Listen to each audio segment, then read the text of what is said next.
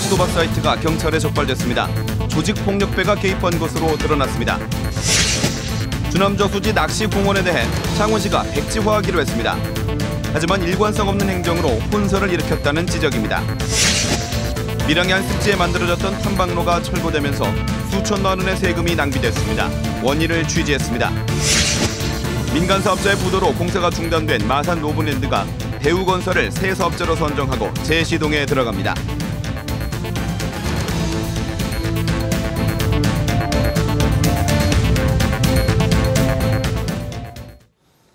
안녕하십니까. 이어서 경남 소식입니다.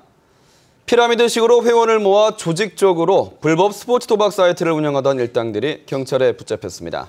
조직폭력배부터 대학생까지 회원을 모집하는 데 가담했고 챙긴 배당금만 130억 원에 달합니다. 김준원 기자가 취재했습니다.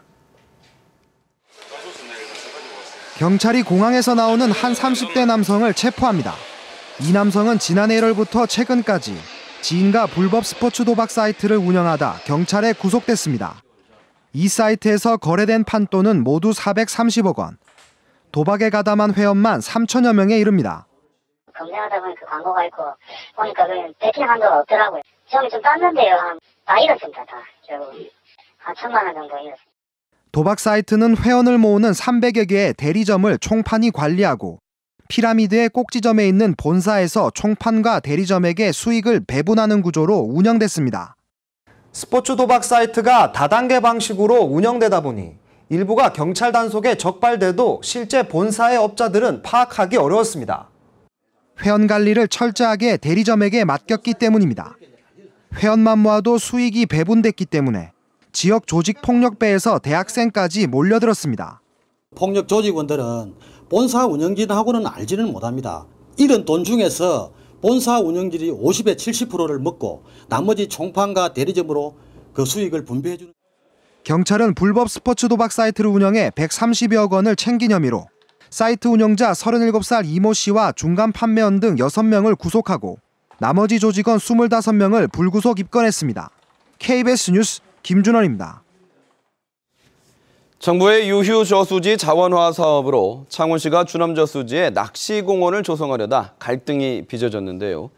결국 창원시가 백지화로 가닥은 잡았지만 오락가락 일관성 없는 행정이 혼란을 자초했습니다. 보도에 손원혁 기자입니다. 주남저수지에 속한 산남저수지. 이곳을 낚시공원으로 만드는 것이 해양수산부의 31억 원짜리 국비사업의 핵심입니다. 이곳 750여 제곱미터 땅에는 낚시공원 사무동과 특산물 판매장 등이 들어설 계획입니다. 문제는 이곳이 주남저수지 보전을 위해 설정된 완충지역이라는 겁니다. 완충지역은 주남저수지 일대 철새 서식처 보호를 위해 창원시가 주민 반발에도 불구하고 설정한 것입니다. 이곳에는 지금껏 한 차례도 건물 신축이 없었지만 낚시공원 조성으로 건물 신축이 추진된 겁니다. 해수부 공모사업이어서 창원시 수산과에서 낚시공원 사업을 진행했는데 주남저수지를 담당하는 환경담당부서와 협의가 없었습니다. 결국 낚시공원 사업은 논란 끝에 백지화로 가닥이 잡혔습니다. 생태 서식 환경에 대한 또 이런 다른 사업이 있을 수 있기 때문에 또 같이 공모가 됐기 때문에 그쪽 방향으로 해가지고 주남저수지 인근에 대한 창원시의 일관된 행정이 흔들리면서 혼란을 빚은 겁니다. 청계 주민들에게 소득 증대에 대한 포인트가 맞춰져 있었던 데 반해서 창원에 있어 주남저수지는 함부로 제한권을 풀거나 그 어떤 누구도 함부로 개발을 할 수 없는. 창원시는 주민들과 환경단체, 전문가가 참여하는 협의체를 구성해 낚시공원 대체 사업을 찾기로 했습니다. KBS 뉴스 손원혁입니다.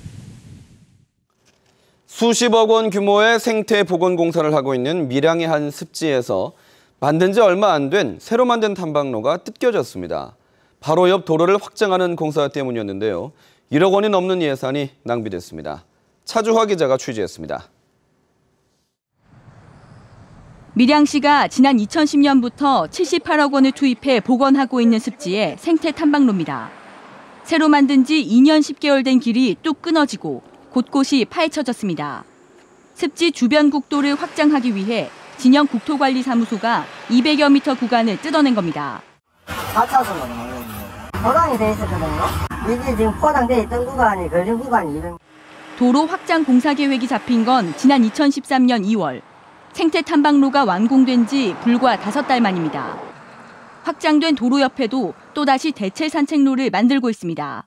생태 통로를 보호하기 위해서 도성로 이쪽으로 미룬다. 그래서 뭐 이렇게 직선화한다. 그러면 고상비랑 가구 도체랑 해가지고 더 국민의 그 혈세가 더 많이 듭니다.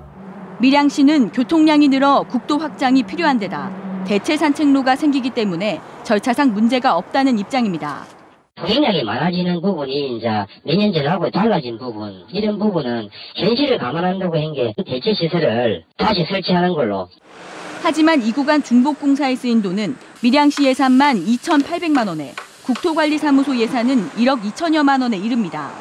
습지 보건 공사가 아직 끝이 나지 않았는데도 불구하고 또다시 이 세금을 들여가지고 이렇게 한다는 것은 국민의 세금을 그냥 아무데나 갖다가 흥청망청 쓰는.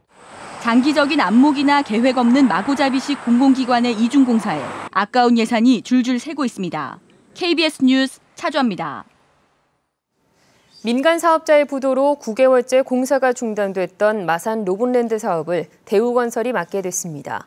예정보다 완공이 1년 정도 늦어지지만 국내 최대 규모의 해양 관광 휴양단지로 건설돼 지역 경제의 동력이 될 것으로 기대됩니다. 천현수 기자의 보도입니다. 126만 제곱미터의 로봇을 주제로 한 관광 레저 시설이 들어설 로봇랜드. 민간 자본 4,300억 원 등 7천억 원이 투자되는 대형 사업입니다. 그러나 터닫기 공정 도중 공사는 멈췄습니다. 지난해 10월 민간 투자를 주도하던 울트라 건설이 부도가 난 것입니다. 공사 중단 9개월 만에 경남 로봇랜드 재단이 돌파구를 열었습니다. 국내 5위 건설업체인 대우건설이 새 파트너입니다. 로봇랜드 재단은 대우건설과 투자 의향서의 한 단계 위인 투자 확약서를 체결했습니다. 하반기부터는 본격적으로 사업이 차질 없이 진행되고 오는 7월 하순경에는 최종 실시계약 체결이 될 것으로. 협약 내용은 과거 울트라건설과 크게 달라지지 않았습니다. 민간이 1,000억 원을 투자해 놀이공원인 로봇 테마파크를 건설하고 30년 동안 운영 수익을 가져갑니다. 또 3,400억 원으로 틀을 닦은 뒤 호텔과 콘도를 지어 투자비를 회수하는 구조입니다. 로봇랜드 옆에는 3,200억 원 투자 규모 구산 해양관광단지와 300억 원 규모 로봇 레저타운이 추가로 건설돼 전국 최대 규모 해양 레저타운이 됩니다. 관광 휴양단지가 되고 또 그 주변에는 또 첨단 산업이 들어오는 아주 마산을 살릴 수 있는 큰 프로젝트가 진행된다고 생각이 됩니다. 경남 로봇재단은 당초 계획보다 1년 늦은 2018년 하반기 로봇랜드 개장을 목표로 대우건설을 비롯한 5개 업체의 민간 투자 유치에 주력하고 있습니다. KBS 뉴스 전현수입니다. 사천공항은 경남 서부 지역의 유일한 공항이지만 이용객이 적어서 항공사들이 노선 취향을 꺼리고 있습니다. 오늘 열린 도의회에서 사천공항 활성화 방안이 논의됐는데요. 의견 차를 드러냈습니다. 보도에 송현준 기자입니다. 경남 서부 지역의 관문인 사천공항. 아시아나항공은 이용객이 적다며 지난 2011년 노선을 취소했고 대한항공도 해마다 36억 원씩 적자라며 지난달 노선 폐지를 통보했다가 반발 여론에 밀려 취소했습니다. 이 같은 사천공항의 활성화 방안이 도의회에서 논의됐습니다. 만약에 노선이 폐지되었을 때는 우리 사천 진주 항공국가 산다는 당연히 피해를 입을 것이고 관광객 유치에도 큰 타격을 입을 것이다. 박 의원은 대한항공이 다시 사천 김포 노선을 폐지할 우려가 크다며 경상남도가 손실액 일부를 지원해야 한다고 주장했습니다. 하지만 경상남도는 경남도민 정서에도 맞지 않다며 부정적인 입장을 보였습니다.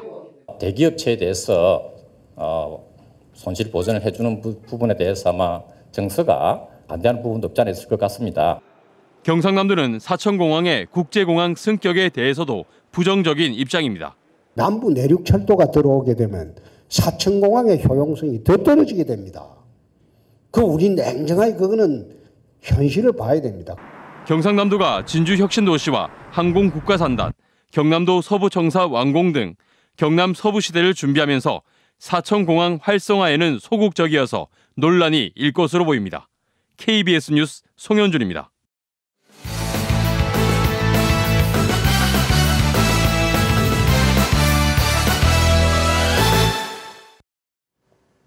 주요 단신입니다.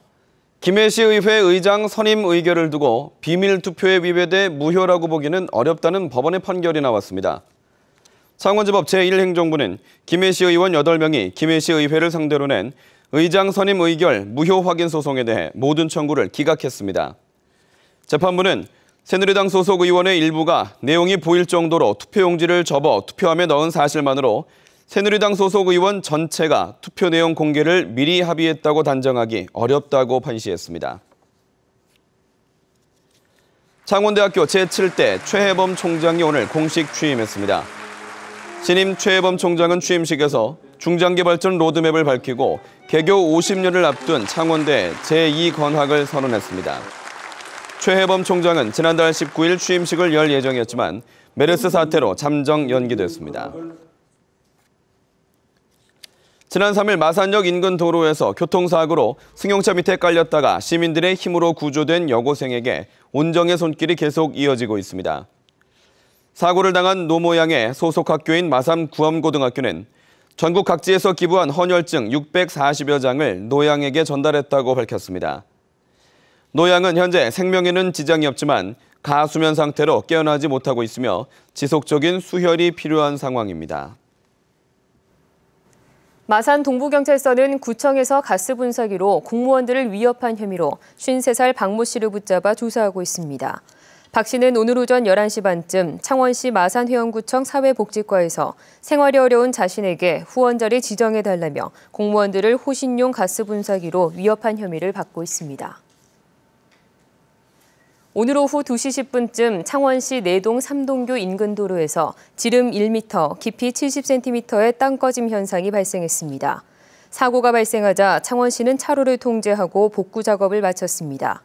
창원시는 사고 주변에 추가 땅 꺼짐 현상이 발생할지 현장 조사를 벌이고 있습니다.